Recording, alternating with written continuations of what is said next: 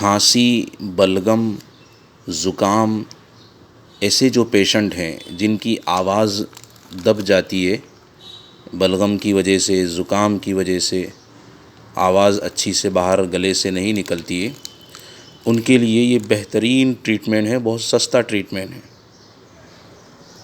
छोटी सी डिब्बी है, इसे आपको चाटते रहना है 2-2 3-3 घंटे में, तो आपकी ये सारी प्रॉब्लम सॉल्व हो जाएगी। इसके रिज़ल्ट भी बड़े बढ़िया है और सस्ती भी है।